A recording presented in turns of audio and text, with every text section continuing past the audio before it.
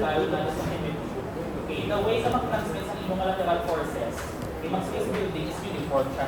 Okay, ito mod, there is symmetry sa position sa imong mga lateral resisting system. Unlike the ring, for example, may mga shear walls na unsymmetric siya. Kaya yung shear wall is symmetrically located.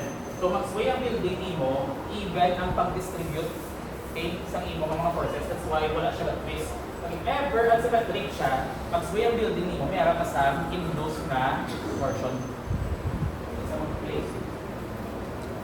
Okay? Okay? Mag-twist siya. So this is an irregular building, this is irregular building. Kasi hindi mo siya makita directly based lang sa figure niya. Okay, for example, makita mo siya, oy sir, square man na siya na building. Paano siya naging irregular? Kaya ang atong nga lateral resisting system ng parts ng building natin is not placed strategically na mag-resist siya sa lateral forces, hindi siya mag-evenly distribute sa atong mga shear wall, sa atong mga bracing, sa atong mga MRF, or sa atong mga diaphragm. Okay? Muna nga class, ang mga shear wall nato, usually na-locate siya sa mga elevator. May parang elevators, ara mismo mga meaning kung yung mga elevators ara sa kilid, same sa akin advisory ko, wala sila choice. So, ang ila itong building is irregular building. Kaya ang ilang shear wall is hindi nila pwedeng butang tunga. Kaya based on their architectural requirements, so wala sila choice, ang ilang building is irregular na building. Challenge nyo yung research. For now, this idea, okay, is not part of scope natin.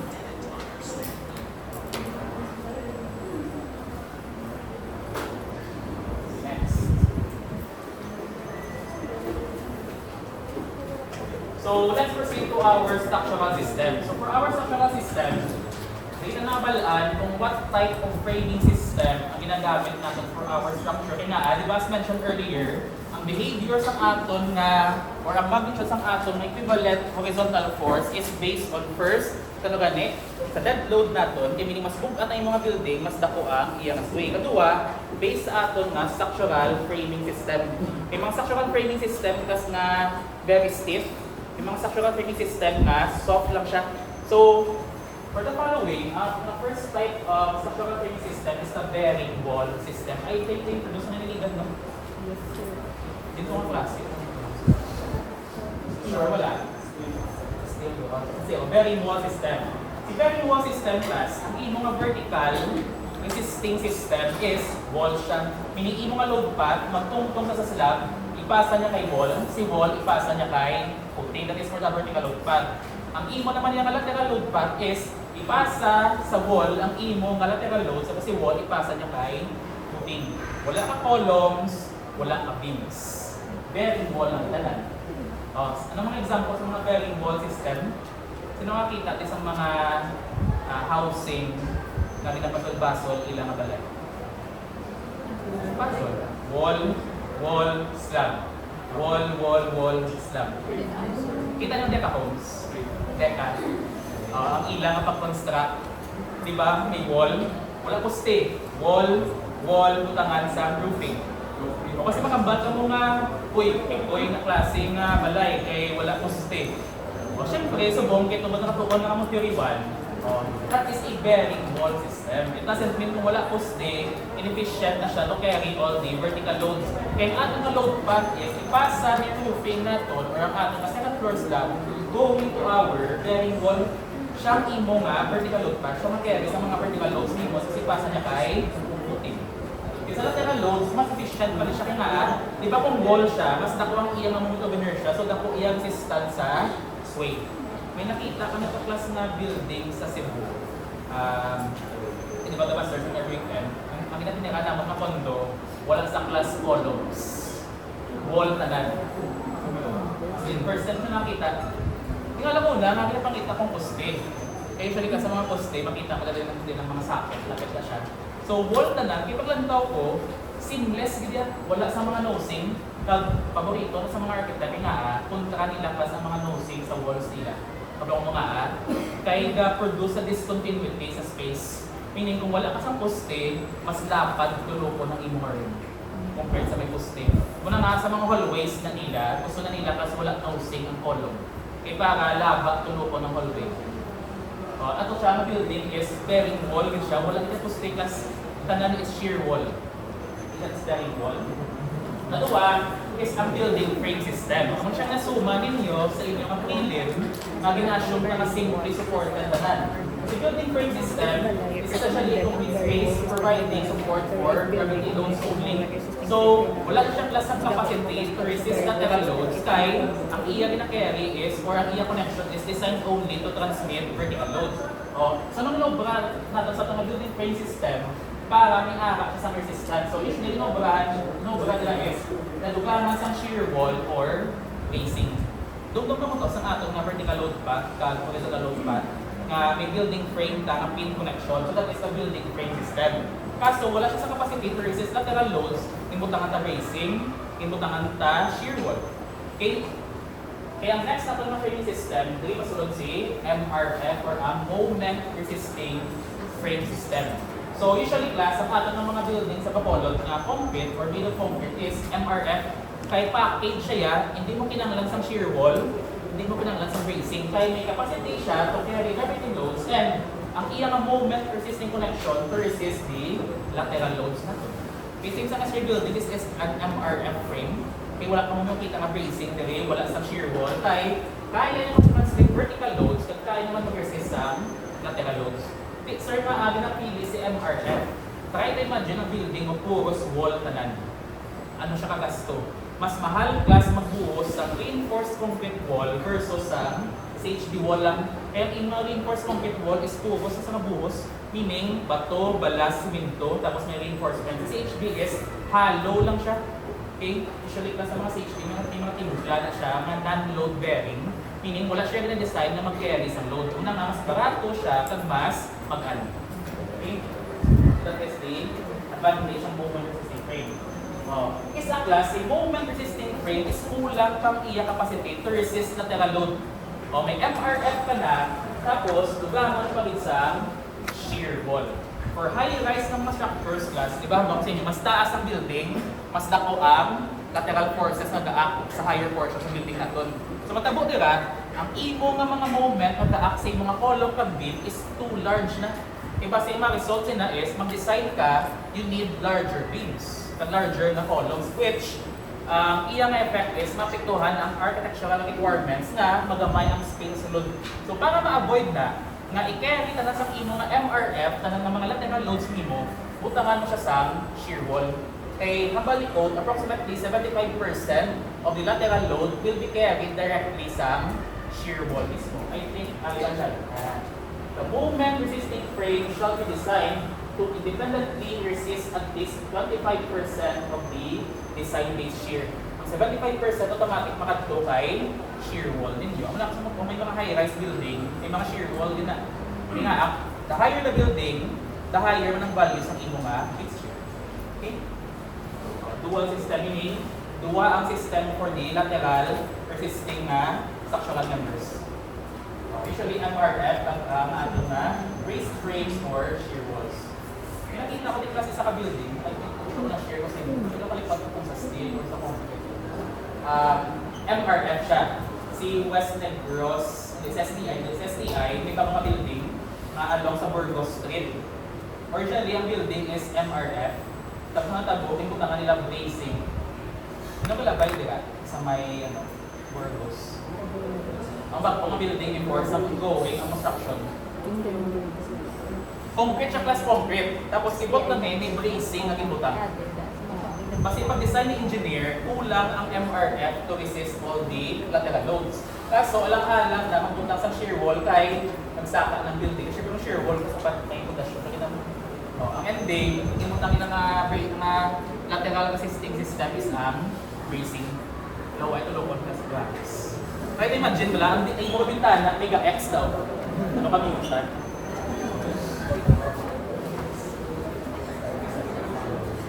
Hello, I'm not asking kung pinaka-worst yung kita pang design. Muna nga wala nagagamit bracing system, kaya ma-defeat ang gusto ni architect na aesthetic niya sa iyang exterior. Oo, kung sana tani ang imo nga design para may natural lighting ka and then may pa X dira. Kung wala lang wala maging mutant. Let's skip this part ng mga favorite color. And define the okay, dito for our height limits. Okay. So the height limits for the Fourier structural system is given in table 208-11. Can you open table 208-11? Ang question, kung nga aming mga height limit, para may discount, hindi. Ang aming mga height limit tao.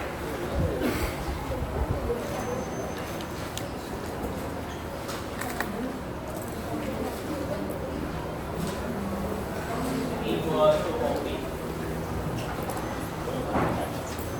208-11A, -11B, and -11C. Okay, so three types of class materials. We have concrete, this is ang A. We have structural steel, ang B.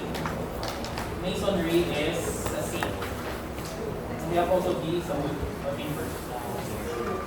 O for concrete, not for concrete. Sa last column na to, we have system limitation and building height limitation. O nga abi na limit ang building height. Eh di ba, mas taas ang building, mas dako ang imo nga equivalent nga lateral force acting at each floor. Okay? So kung mapustuhan mo ang imo nga building nga muna kataas, may possibility nga base hindi siya visible ipatindog sa ila nga seismic zone. For example, if we will use a building frame system, meaning ang building frame system natin, may configuration siya, kasi this is a special reinforced concrete shear wall, meaning may building frame ka, tapos may shear wall. So gamiton nung ini nga building frame system nimo, okay, kung ara ka sa zone 2, wala limit. Wala limit ng zone 2. Anong zone 2 Diba, lesser ang activity sa earthquake. Pag compared to zone 4, ang maximum is pila? 75 meters only. Kung mo sa 76, bawal na siya for zone 4 natin. Again, ibabaw kasi yung common sa Bacolod is reinforced concrete. Tapos, ang ginagamit ng type of framing system is moment resisting frame. For our NRF, we will have three types: ordinary, intermediate, and special. Ano pala isang special sa ordinary? Actually class, ang ordinary, intermediate, special is may configuration na sa reinforcement. So matunaan na siya kung mag-pursue ang structural engineering. Na-discuss na naman ang difference sa special at ordinary. Lain niya class ang pag-design ng special, kasi syempre nagpulawan mo, diba? Tapos, okay. Try to observe sa zone 4 between the special, intermediate, and ordinary. Anong nakabuta? Si ordinary, ano yung sa NP? No permit. This is not permitted. Ang intermediate, not permitted also. But, kung magamit na special reinforced concrete moment frame or SMRF for short, okay, there is no limit kung ipatindog mo sa zone 4. Since ang Bacolod is under zone 4, so anong imo expectation sa mga moment frames na made of reinforced concrete rin? Dapat special nito na rin. Ang naman ang next na i-rebuild. Area not permitted. Tama regulation, no? Ductile buildings class na compliant with the seismic requirements. Nagsuma sa itong this year. Pero wala nila din comply ang mga requirement para mahambal mo siya nga special moment frame. Hindi na siya makita. Gabay na kalabay. Sa chapter 4, sa concrete class. Sa concrete, 418.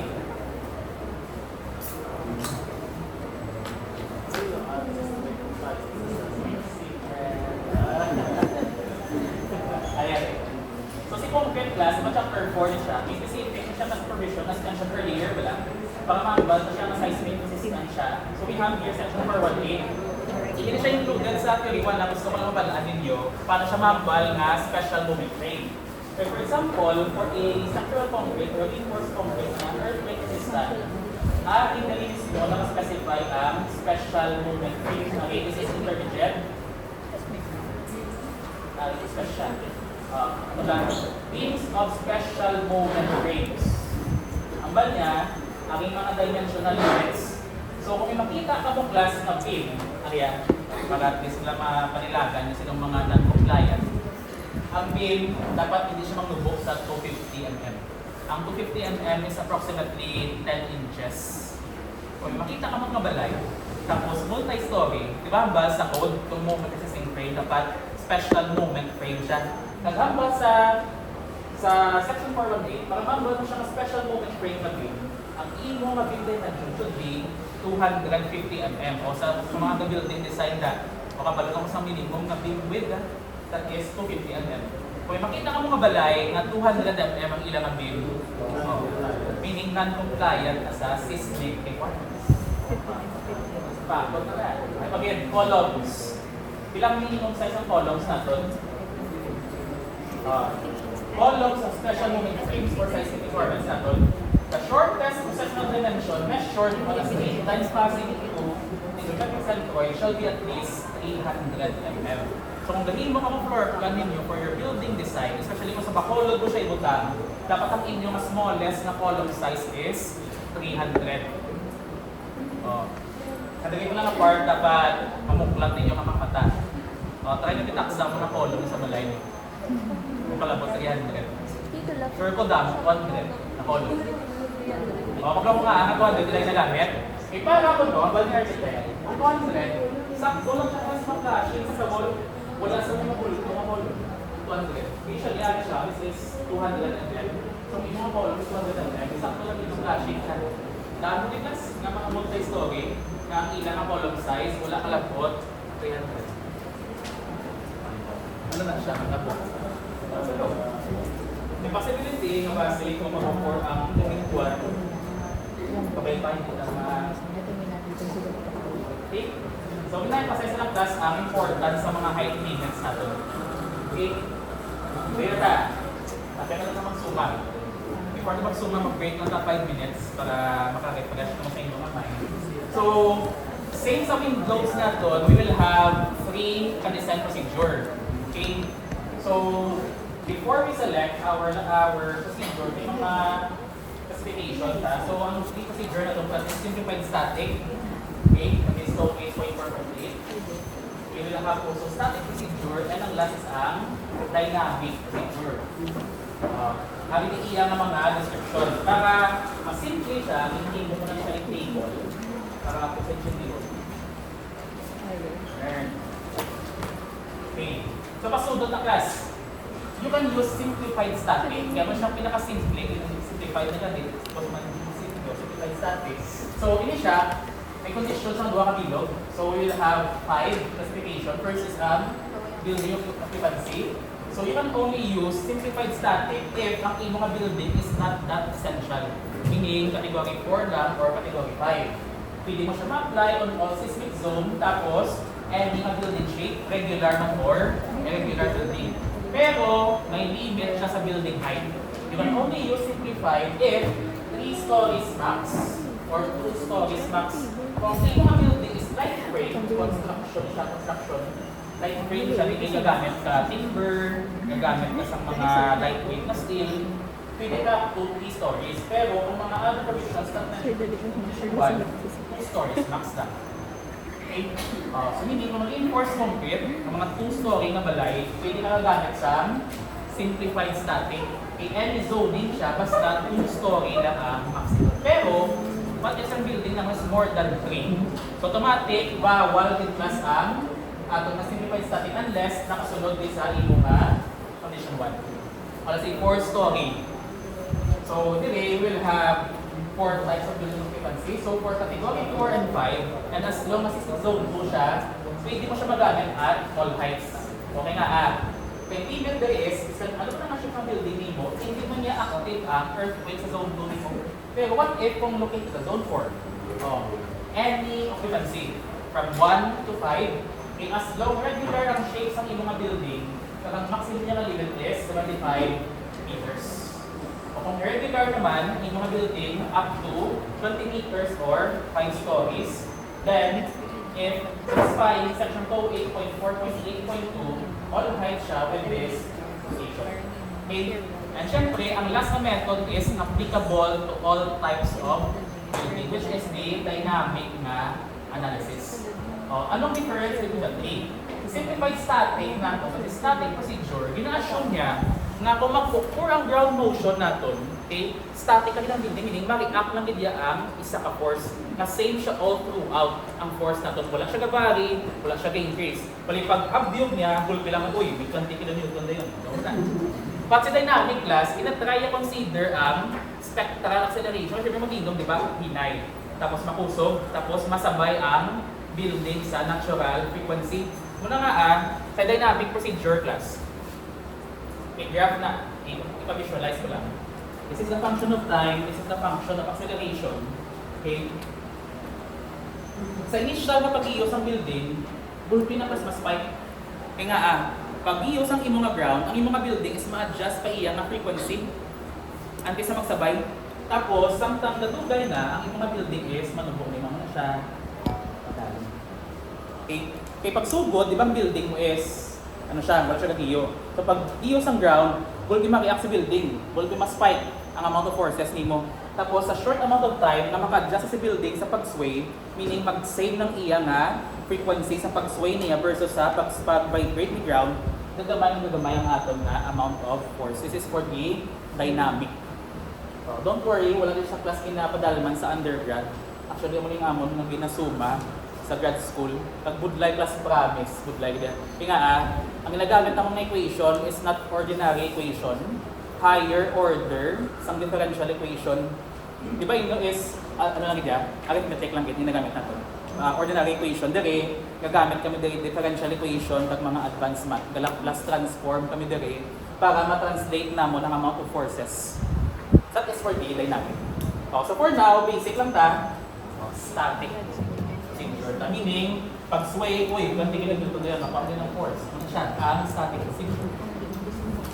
Okay? So we will have several seismic factors. So we have here ang aton na kumema sa O. This is the seismic force over strand factor.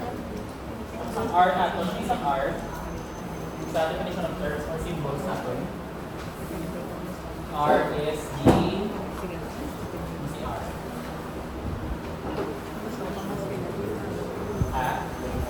magpapagulad for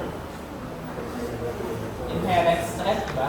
Inherent stress. Okay na si R na itong class is the measure sa ductility ng building na ito. Ano is the physics ng isang ductility? Isang ductility.